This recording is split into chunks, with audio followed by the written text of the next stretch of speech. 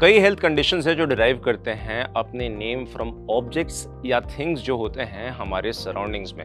ये इसीलिए होता है because of the visual similarities जो देखा जाता है या कैरेक्टरिस्टिक्स जो ये शेयर करते हैं। अब इसमें इंक्लूड होता है कॉबलस्टोन थ्रोट, जिसको रेफर किया जाता है as uneven pebble like texture at the back of the throat due to the inflammation. अब ये जो है very much like cobblestone streets होता है। अब ये कंडीशन क्यों अकर होता है और कैसे इसको मैनेज कर सकते हैं, इस वीडियो में हम आपको इसके बारे में बताएंगे। कॉबलस्टोन थ्रोट जो है वो एक ऐसा कंडीशन होता है जो होता है eight the back of the throat, जो डेवलप करता है एक बम्पी अपीयरेंस।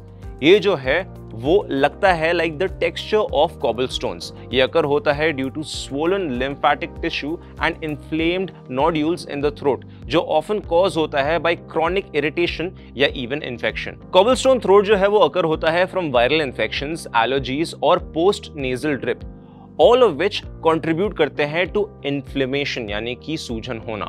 अब ये कंडीशन जो है वो जनरली हार्मलेस होता है और ये ज्यादा बच्चों में देखा जाता है according to StatPearls publishing.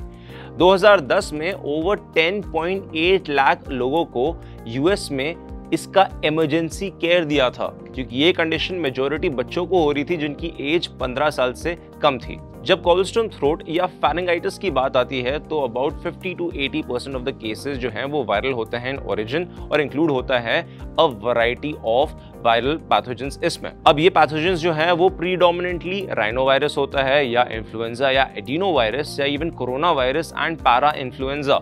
Less common viral pathogens जो हैं इसमें इंक्लूड होते हैं हर्पीज, एप्स्टाइन बार वायरस और ह्यूमन इम्यूनोडेफिशिएंसी वायरस यानी कि HIV और इवन कॉक्सैकी वायरस। ज्यादा सीवियर केसेस जो हैं वो बैक्टीरियल होते हैं और ये डेवलप होते हैं after an initial viral infection.